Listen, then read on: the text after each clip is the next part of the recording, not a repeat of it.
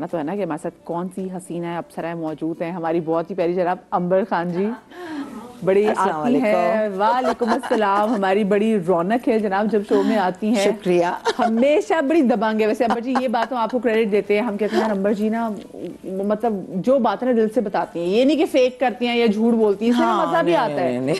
हमें मजा भी आता है कि अंबर जी को इनवाइट करते हैं। हमें पता है कि अंबर जी जो है ना वो खुल के चीजों पे बात भी करेंगे और खुल के अपनी चीजें आपके साथ शेयर भी करेंगे और हमारी लोगों को खूबसूरत बनाने वाली और खुद भी बड़ी प्यारी हमारी डर्मेटोलॉजिस्ट ज़ारा नूर को ज़ारा शाह सॉरी कैसी ज़ारा? ठीक है, बिल्कुल ठीक। आप कैसी हैं? अल्लाह का शुक्र है बिल्कुल ठीक ठाक है। और जनाब आज हमारे साथ हमारे शो में पहली बार मरियम नूर हमारी बहुत ही प्यारी एक्ट्रेस है हमारे साथ मौजूद है। अस्सलाम वालेकुम Mariam, welcome to my show जनाब। आपको शो बहुत खुश आमदीद कहेंगे। और अब से थोड़ी देर बाद हमारी एक और बड़ी स्पेशल गेस्ट जो है वो भी हमें ज्वाइन करेंगी और जब वो आती है ना शो में जनाब वो मूड बदल देती हैं, वो टाइम बदल देती हैं, वो समा बदल देती हैं और कह को कि गूंज ही गूंज होती है। वो इतनी हमारी कमाल और मजेदार गेस्ट है।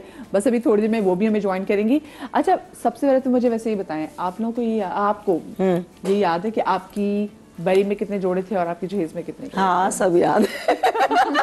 लेकिन औरत की शादी को जितना मर्जी टाइम हो जाए व्हाटसोएवर हैपेंस उसको याद है। अच्छा ये याद है इवन मतलब आपकी मेमोरीज और एक बचपन की एक खास एक टाइम है। मेरे बरी में मेरे जोड़े थे मतलब शादी वलीमे को हटाकर तकरीबन 11। ठीक है, तो और वो तो उस टाइम होते भी काम वाले जोड़े होते थे, बहुत हैवी थे, बहुत हैवी। ठीक है ना, वो थे।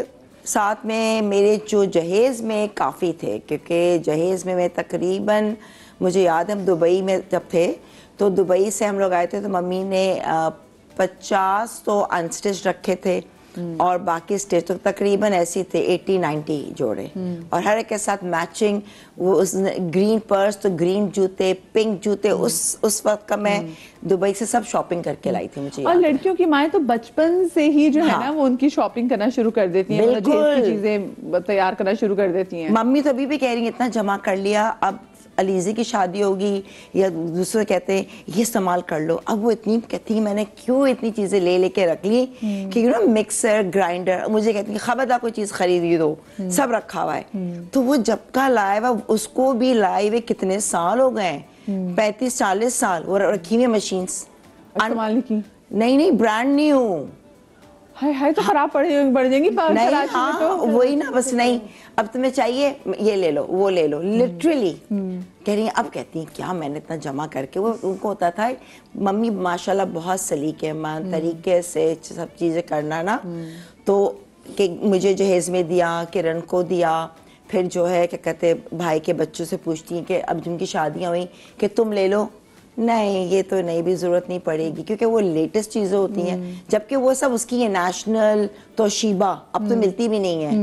मैं कहूँ कोई बात नहीं, चीजें खराब होती हैं आप दे देगा मैं इस्तेमाल कर लूंगी।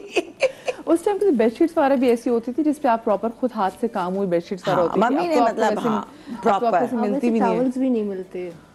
हाँ बिल्कुल सही बात है। टॉवल्स मिलते हैं ना वैसी बेडशीट्स मिलती हैं। हाँ बात बिल्कुल सही है। वो टेबल कवर वगैरह कुछ भी वैसी चीज नहीं मिलती।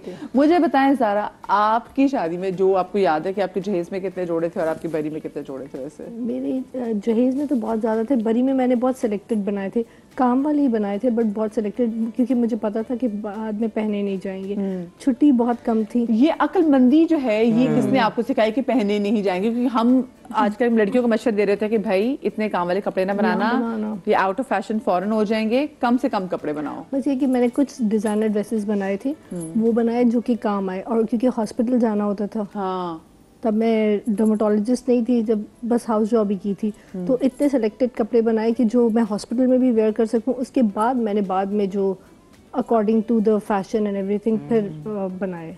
क्या बात है। तो और सारे खुद आपने बनाए थे? अम्मा की पसंद के थे? अम्मा की पसंद की भी थे, सारे ज़्यादातर उनकी पसंद की थी, पर उनको पता था कि मैं बहुत नॉर्मल बहुत सिंपल कपड़े पहनती हूँ। कुछ ड्रेसेस बनाए थे सिर्फ कि जो शादी के बाद दावतें वगैरह उसमें पहनने के लिए, और मैंने बस ज़्यादा खर्चा किया था कि अपने वेडिंग और वलीमे के ड्रेसेस पे कि भाई वो काम आएंगे। और वैसे हाँ, और लेकिन फिर होता ये कि वही कपड़े जब बक्से में चले जाते हैं ना वो भी दोबारा काम नहीं आते। वो दोबारा काम नहीं आते। नहीं, क्यों नहीं आते? आते हैं, मैं लाई हूँ आज, मैं बताऊंगी कैसे काम आते हैं। हम इंस्पिरेशन लेंगे ना अम्बर जी से। उसमें यही था क्योंकि मेरी कजन्स की शादी हुई, मेरी बहन की शादी हुई, तो मैंने देखा कि उनके कोई कपड़े काम नहीं आए, वो सारे बांटने में काम आए कि जो नेक्स्ट जिसकी शादी हुई उसे कहा बिल्कुल नया है तुम ये ले लो, बिल्कुल नया है, बच्चियों को दे दिए कि और आप उस वक्त इतने स्लीक होते हो, बाद में तो बिल्कुल नहीं आते। मतलब मैं कहती हूँ फैशन हो यार मैंने तो अपने बरी के, मैं क्यों झूठ बोलूं, उसके बाद इतना पहना सही है।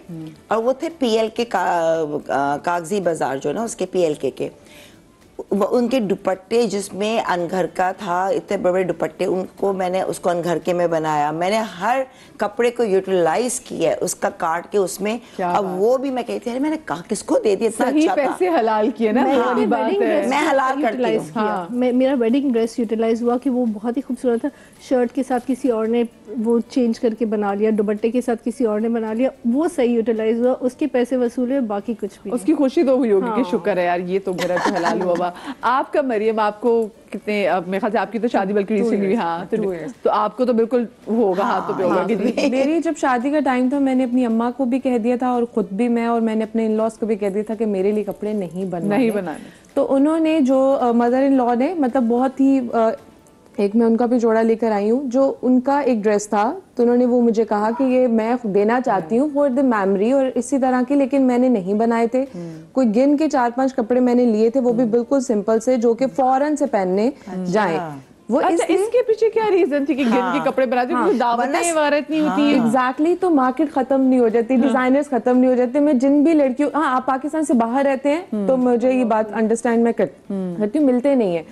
हमारे डिजाइनर्स शॉप्स हर वक्त खुली रहती हैं, शादी के बाद ऐसा क्या होता है? ऑल्सो ये है भाई कि जैसे मैं तो बताती हूँ कि मेरी तो दो बहुत अच्छी फ्रेंड डिजाइनर्स थी, तो मैंने उनके जोड़े पहन लिए थे, तो ये भी फायदा है आजकल। दूसरा ये है कि बार्टर भी चलता है, डिपेंड करता है कि आप जा कहाँ रहे हैं। मैं कभी ऐसा नहीं है कि मेरे साथ ऐसा कम ही होता है कि मैंने इवेंट आ रहा है और मैं कहूँ ये सूट लटका हुआ ये पहन जाती हूँ, नहीं। मैं इवेंट आ रहा है, पता है मुझे, उसके लिए फिर मैं सोचती हूँ इस पे ये पहना हुआ अच्छा लगेगा, वैसा ड्रेस बनवा लेती हूँ या मैं ले आती हूँ मार्केट से।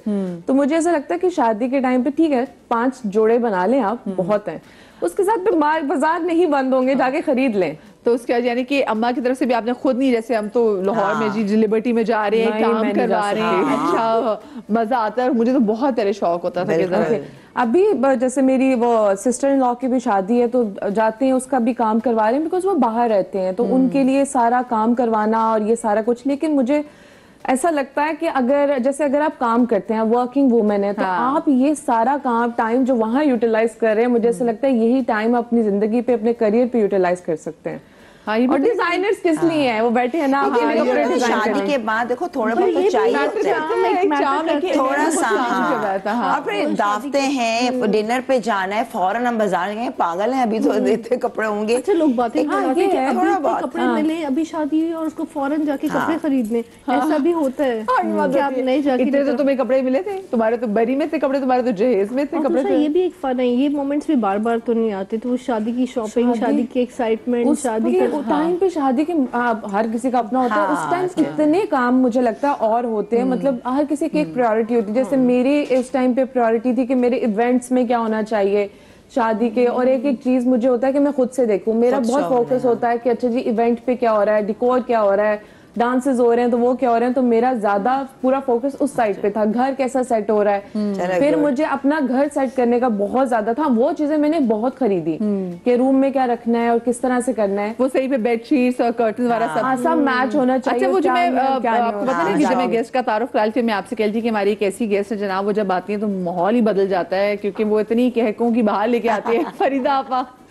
मेरे बगैर शो शुरू कर लिया आपने। हमारी इतनी मजाल फरीदा पर क्या आप सब लोग बिल्कुल ठीक। अभी 10 मिनट पहले मैं एक खातून को जो मेकअप रूम में छोड़ के आई थी, तो उनका मेकअप बिल्कुल किसी भी एंगल से शुरू हो, हाँ बिल्कुल माशाल्लाह। आपके मेकअप आर्टिस्टों का कमाल है, बेचारे ठक ठक ठक ठक जल्दी जल्दी। और मुझे लग रहा था, मैं वहाँ सुन रही थी सब चीजें, मैंने कहा मैं भी जाऊँ जल्दी से बोलूँ कुछ। ये कह रही थी मेरी प्रायोरिटी थी कि मेरा कर्टन अच्छे हो, ये हो, मेरी प्रायोरिटी ये थी कि मेरी जल्दी से शादी हो।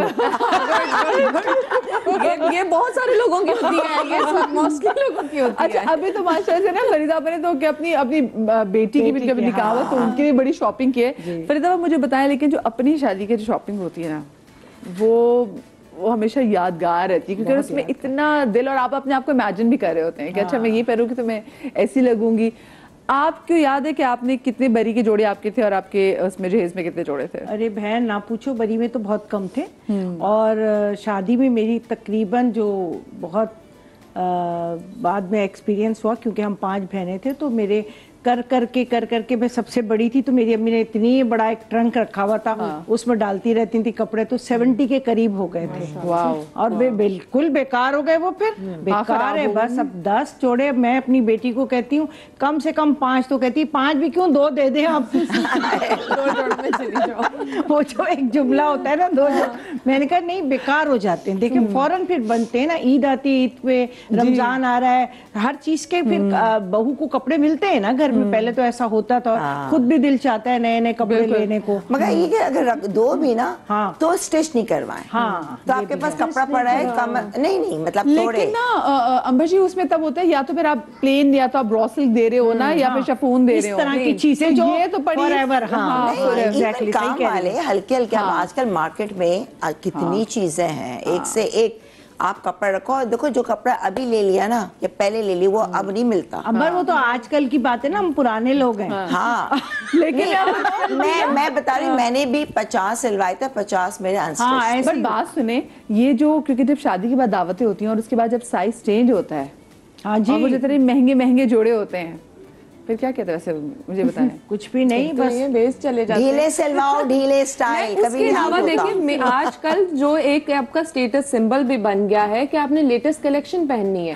अब अगर आप एक अच्छी दावत पे जा रहे हैं और सबको पता है ये जो डिजाइन है ये पिछले साल का है, तो आपकी नई नई शादी हुई है और आपने पिछले साल के डिजाइन पहने, जो अच्छे कपड़े पहनते हैं सबको पता होता है, इसलिए मैंने तो बेहतर है लॉन नहीं खरीदी। वैसे सही, अब लॉन का वो चाम नहीं रहा, पहले होता था। पहना जाता है, लॉन भी बहुत पहनी जाती है, कराची में तो पहनी जाती है। लेटेस्ट कलेक्शन पहनी है। जितने लॉन का जोड़ा आता है, आप रॉसल का जोड़ा ले लीजिए, आप आराम से रॉसल का जोड़ा ले। लॉन जो है डिजाइनर हो चाहे जैसी भी, वो ये होता है कि लास्ट ईयर की है, ऐसा ही होता है, पहन के पुराना लगता है। सही। फरीदा, आपने जब वो जो आपकी जब आप बरी जहेज जब आपका बन रहा था, तो उसमें आपने किस चीज़ की ज़्यादा फरमाइश की थी कि मुझे ऐसी चीज़ ज़्यादा चाहिए? खैर गो की जो बड़ी बेटी होती है और वो जो समझदार भी होती है, जिम्मेदार बेटियां भी होती है, वो थोड़ी कम ही फरमाइश करती हैं। तो मैं वही बताऊंगी कि बड़ी एक सेंटिमेंटल सी बात है कि सब चीज़ें मेरी हो गई थी, तो बहुत अरसा हो गया शादी को, तो सारी चीज़ें हो गई थी, तो मेरी अम्मी ने जेवर भी कर दिया, कपड़े भी हो गए। तो मेरे भाई ने कहा कि अच्छा तुम बताओ जो तुम्हारा दिल चाहे। बड़ी बहन थी मैं, मेरे बड़े भाई आज तक करते हैं वो सब, हम सब बहनों का, तो क्या चाहिए? तो मैंने कहा वही अभी आपने जो कहा कि मैं बड़ी बेटी थी, ख्याल था मुझे कि आगे और भी बहनें हैं, तो मैंने बहुत आराम से मासूमाना फरमाइश की कि मेरे ना वो चूड़ियाँ तो उधर से आ रही, मेरे पास कड़े नहीं हैं, तो मुझे 2 कड़े दे। उन्होंने 2 फौरन कड़े दे दी, कहने लगे तुम कुछ भी कहती ना तो मैं तुम्हें दे देता इस वक्त। तुम्हारे नसीब से अल्लाह ने दिया हुआ था, लेकिन वो बस वो कड़े मैंने बड़े फिर संभाल के रखे, और वो मुझे आज भी याद दिलाते हैं उसी बात की कि मेरे भाई ने कहा लो तुमने इतनी मासूमाना फरमाइश की, कुछ और कर देते। और फरीदा, जरूरी नहीं है कि आपको घर से कोई भी चीज मिले, एक छोटा सा पेंडेंट ये नहीं है कि उसकी प्राइस वैल्यू क्या है, उसकी ये वैल्यू होती है कि यार ये घर से मिले थे, तो आप उम्र के किसी भी हिस्से में पहुंच जाएं, बिल्कुल, तो आपके दिल से ना उसकी मोहब्बत नहीं कम हो सकती।